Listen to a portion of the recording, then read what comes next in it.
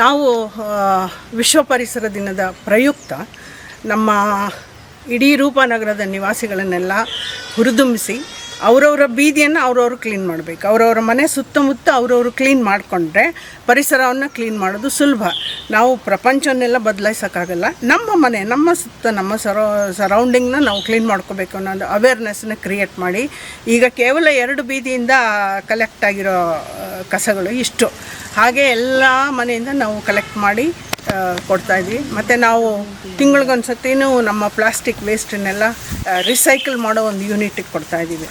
ಹಾಗಾಗಿ ಬೇರೆ ಕಡೆ ಇದಕ್ಕೆಲ್ಲ ಕಂಪೇರ್ ಮಾಡಿದರೆ ನಮ್ಮಲ್ಲಿ ಕಡಿಮೆನೇ, ಆದ್ರೂ ಇಷ್ಟು ಕಸವನ್ನು ನಾವು ಇವತ್ತು ಹೆಕ್ಕಿ ತೆಗೆದಿದ್ದೀವಿ. ನಂದು ಒಂದೇ ರಿಕ್ವೆಸ್ಟ್ ಅಂದರೆ, ಎಲ್ಲರೂ ಅವರವರ ಮನೆಯ ಸುತ್ತಮುತ್ತ ಅವರವರು ಕ್ಲೀನ್ ಮಾಡ್ಕೊಂಬಿಟ್ರೆ ಈ ಕೆಲಸವನ್ನು ನಾವು ವಿಶೇಷವಾಗಿ ಜೂನ್ 5ನೇ ತಾರೀಕು ಮಾಡಬೇಕಾಗಿಲ್ಲ. ಯಾಕೆಂದರೆ ಪರಿಸರ ನಮಗೆ ಅನ್ನ ಕೊಡೋ ತಾಯಿ ಅದು. ಅದನ್ನು ನಾವು ಬಚ್ಚಲ ಮನೆ ಥರ ಕಸ ಹಾಕೋಕ್ಕೆ ಯೂಸ್ ಮಾಡಬಾರ್ದು ಅಲ್ವಾ. ನಾಳೆ ನಮ್ಮ ಮಕ್ಕಳು ಈ ಭೂಮಿ ಮೇಲೆ ಬದುಕಬೇಕು. ಈಗಾಗಲೇ ಸಮುದ್ರದ ನೀರು, ನದಿ ನೀರು ಎಲ್ಲ ಕಡೆ ಮೈಕ್ರೋಪ್ಲಾಸ್ಟಿಕ್ಸ್ ಎಲ್ಲ ಸೇರಿ ಮನುಷ್ಯನಿಗೆ ಬರಬಾರದ ರೋಗಗಳು ಬರ್ತಾಯಿದೆ. ಅದನ್ನೆಲ್ಲ ಅವಾಯ್ಡ್ ಮಾಡಬೇಕು ಅಂದರೆ ನಾವು ನಮ್ಮ ಮಕ್ಕಳನ್ನು, ನಮ್ಮ ಜನರನ್ನು ನಾವು ತಿಳುವಳಿಕೆ ಕೊಡಬೇಕು, ಅವರಿಗೆ ಅವೇರ್ನೆಸ್ ಕ್ರಿಯೇಟ್ ಮಾಡಬೇಕು.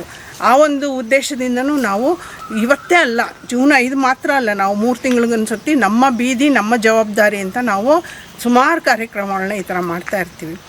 ನಾವೆಲ್ಲರಿಗೂ ಕೇಳ್ಕೊಳ್ಳೋದೇನೆಂದರೆ, ಇನ್ನು ಮುಂದೆನಾದರೂ ನಾವು ಈ ರೀತಿ ಕಾರ್ಯಕ್ರಮಗಳ ಮೂಲಕ ಅಥವಾ ಪ್ರತಿದಿನದಲ್ಲೂ ನಮ್ಮ ಮನೆಯಿಂದ ಕಸವನ್ನು ಹೊರಗಡೆ ಹಾಕದೆ ಮನೆಯಲ್ಲೇ ಇಟ್ಕೊಂಡು ಅದನ್ನು ಯಾವ ಜಾಗಕ್ಕೆ ಹೋಗಬೇಕೋ ಅಲ್ಲಿ ತಲುಪಿಸೋದನ್ನು ನಾವು ಆರಂಭ ಮಾಡಿದರೆ ಪ್ರಕೃತಿ ಮಾತೆಗೆ ಒಂದು ಮರ್ಯಾದೆ ಕೊಟ್ಟೆ. ನಮ್ಮ ರೂಪನಗರದಲ್ಲಿ ನಾವು ಒಂದು ಸಂಘ ಮಾಡ್ಕೊಂಡಿದ್ದೀವಿ, ನಮ್ಮ ರೂಪನಗರ ನಿವಾಸಿಗಳ ಕ್ಷೇಮಾಭಿವೃದ್ಧಿ ಸಂಘ ಅಂತ.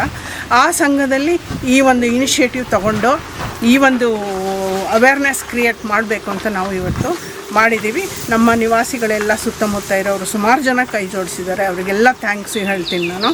ಮತ್ತು ಇದೇ ರೀತಿ ನಮ್ಮ ವಾತಾವರಣವನ್ನು ಸುಂದರವಾಗಿಸಬೇಕು, ಹಸಿರುಮಯವಾಗಿಸಬೇಕು. ಭೂಮಿ ತಾಯಿಗೆ ನಾವು ಏನು ಮರ್ಯಾದೆ ಕೊಡಬೇಕು ಅದನ್ನು ನಾವು ಫಸ್ಟ್ ಕೊಡಬೇಕು ಅನ್ನೋದನ್ನು ನನ್ನ ಅನಿಸಿಕೆ.